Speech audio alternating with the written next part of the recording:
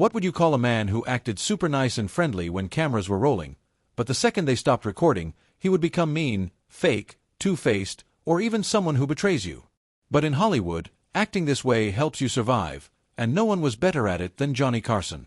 But people didn't know him for this trick. They remembered him because of how scary he could become if you ever made him mad, because nobody could survive when he got angry. So, what would happen if there was someone who didn't just annoy Johnny, but made Johnny really hate him? Watch this video till the end to find out why Johnny hated Jerry Seinfeld and what Johnny did to him. Johnny Carson was the king of late-night TV shows. But the people who worked with him every day knew his smile went away when the cameras turned off. He built his success on smiling, good timing, and people trusting him. But this same man was called cold, mean, and sometimes really cruel by the people who worked with him. Bill Maher said he was mean. Jerry Seinfeld agreed. The stories people told matched what everyone thought about him. Carson could be dangerous if you crossed him. Behind his big smile and happy personality was a man who kept track of things, remembered people who wronged him, and got them back whenever he could. Jerry Seinfeld started his career knowing all this about Carson. His comedy was like a robot, no feelings, planned out like a machine. Every joke was perfect, every pause was planned. To Carson, this was a totally different type of comedy. Carson wanted comedians to show their feelings. He wanted comics to show some pain in their jokes and be humble when people laughed. Seinfeld gave him the opposite, no feelings at all. Nothing personal, nothing messy, nothing human. The audience thought it was brilliant. Carson thought it was empty and fake. This was why they didn't get along. Carson had made The Tonight Show the place where comedians could become famous. If he liked you, he would wave you over to sit on the couch next to his desk. That wave meant you were legit. It meant you belonged. Seinfeld never got that wave. He got to perform on stage, but no invitation to sit, no blessing from Carson. For a man like Carson, leaving Seinfeld out was done on purpose. He didn't think Seinfeld deserved the special chair. Maher later told everyone what many people had only whispered about. Carson was like a king who didn't like being challenged. For every nice story about him, there were 10 mean stories. He drank a lot of alcohol, and when he did, his fake nice guy act fell apart. The nice guy from TV became a man who cut people down with mean words. His co-workers called him cold. He could smile while filming, then turn on them like a snake when they went backstage. If he didn't like you, you were finished. That was his power. Just so you know, none of this is just guessing. Carson's meanness is proven with facts. His divorce was so ugly that he broke into his wife's apartment.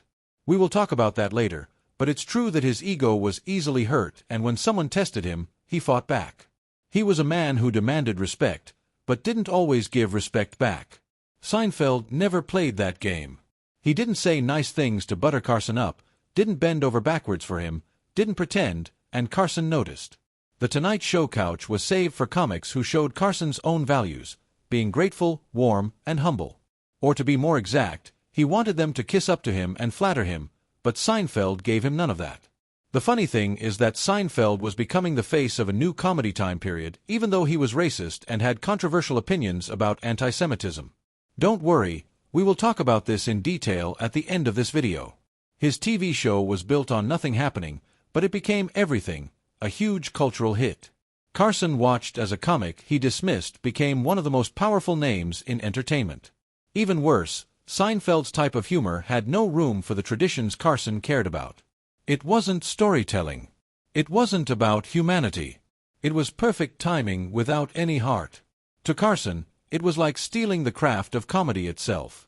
The bitterness didn't need to be yelled out loud. Carson was a man of staying quiet, of not giving gestures of approval.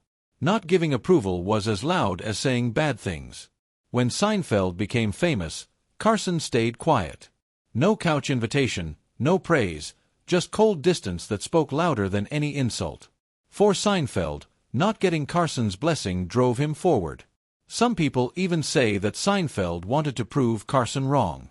He would never be part of Carson's family tree of comedians. He would be the outsider who succeeded without the king's crown. What Carson hated most was the lack of heart. He once said, "The best comedy makes you laugh until you cry. Laugh until you think." That was his rule. Seinfeld's comedy didn't do either. It was smart, but it didn't dig deep. It was entertaining, but it didn't connect with people's feelings. Carson saw the money, the fame, the TV ratings, but he didn't see a soul. For him, that was unforgivable. This wasn't just two personalities clashing. It was old comedy versus new comedy. Carson came from a world where comedy had deep meaning, where pain was turned into laughter. Seinfeld perfected a world where comedy avoided deep meaning entirely, where pain didn't matter. One demanded depth, the other threw it away. To Carson, Seinfeld was everything wrong with modern comedy. Shallow, arrogant, disconnected. Carson never attacked him in public. He didn't need to. His silence was louder than any angry rant. But behind closed doors, the stories were spreading around. Carson was cold. Carson was mean. Carson punished comics who didn't play his game. Jerry Seinfeld wasn't punished. Why? What was the reason? He was just dismissed and ignored. And in the business, that was worse. This is where it begins. The king of late night, a man feared for his cruelty as much as he was loved for his charm, stared across at a comic who built an empire on having no feelings. Two men who defined different eras of comedy connected not by respect, but by rejection. The audience never saw it. They saw a smiling TV host and a rising star. But backstage, the truth was darker. Johnny Carson saw Jerry Seinfeld not as a genius, not as someone to follow in his footsteps, but as everything he stood against. To Carson, Seinfeld was someone who never deserved the chair, never deserved the crown, and never earned his respect. Before we dive deeper into the hate cycle, you need to know a few things. Johnny Carson's public image was perfect. But the deeper you dig, the uglier it gets.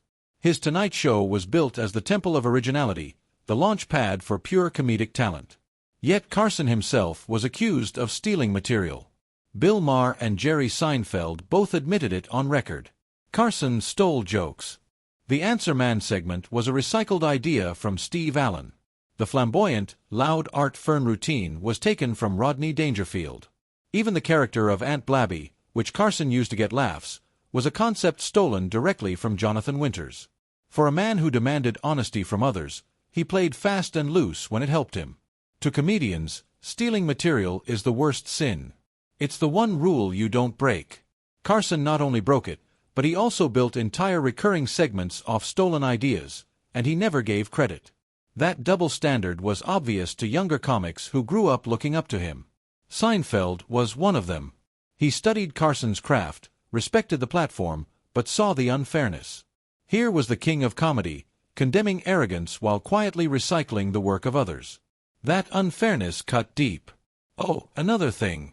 Carson didn't just take material, he took careers. If you got on his bad side, your chance at late-night TV disappeared. Colleagues said he was a control freak. He froze out comics he didn't like, canceled repeat appearances, and never told anyone why. In the business, that silence meant death. One story after another painted Carson as the man who could destroy you with nothing more than deciding not to call you back. That was his real power. Not charm, not jokes, but control. His personal life had the same coldness. Carson's marriages fell apart one after another, leaving trails of bitterness. His second divorce turned explosive when he broke into his wife's apartment. That act wasn't denied. It was remembered as one of the most aggressive moves of his private life. A man with millions of dollars loved by America, reduced to breaking locks to control someone. It wasn't romantic. It was obsessive, invasive, and ugly. For all his calm behavior on TV, off-camera he was reckless. The mean streak didn't end there. Carson drank heavily, and when he did, he was out of control. Staff described him as aggressive, cold, and terrifying to be around. His drinking brought out a disgusting edge, and many people kept their distance. The same man America trusted to make them laugh was hated by those who worked closest to him. Maher summed it up. For every story about what a great guy he was, there were 10 about what a jerk he could be. Those weren't exaggerations, they were warnings. Now, put Jerry Seinfeld into that world, a comic who refused to kiss up, who treated comedy as a job and not a confession. He didn't try to please Carson. He didn't bend. In a world where Johnny demanded loyalty, Seinfeld stood apart. That independence looked like arrogance. To Carson, it was unforgivable. He wasn't going to help a man who reminded him of his worst traits. Cold, detached, unwilling to share the stage. Seinfeld never begged, and Carson never forgave. And as Seinfeld rose to fame, Carson's bitterness and jealousy got worse. The Tonight Show had built generations of comics, but none reached the cultural dominance Seinfeld achieved in the 1990s. His sitcom wasn't just a hit, it was the biggest television show. Carson had once been the center of the late-night universe. Now he had to watch a comic he dismissed completely eclipse him. The man who never waved him over to the couch ended up rewriting the industry without Carson's approval. The irony was brutal. Carson, the guardian of originality, had a history of joke theft. Seinfeld, the supposedly empty comic, became the face of originality by building an empire around nothing. The double standard couldn't have been clearer. Carson wielded power by keeping others small. Seinfeld wielded power by becoming untouchable. That reversal cut deeper than any insult. Carson never addressed it publicly, but insiders saw it. His coldness wasn't random. He had an instinct for which comics to embrace and which to ignore. And his rejection of Seinfeld was deliberate. He didn't see humility, didn't see heart, and he refused to offer legitimacy. For Carson, that couch was sacred. For Seinfeld, it was irrelevant. And that indifference was the ultimate insult. The truth is, he knew. His colleagues knew. It was a fact that everyone knew Carson wasn't just disappointed, he was threatened. Threatened by a comic who didn't need him. Threatened by a brand of humor he couldn't control. Threatened by the rise of a man who didn't play by the rules he enforced. Johnny Carson was the king of comedy.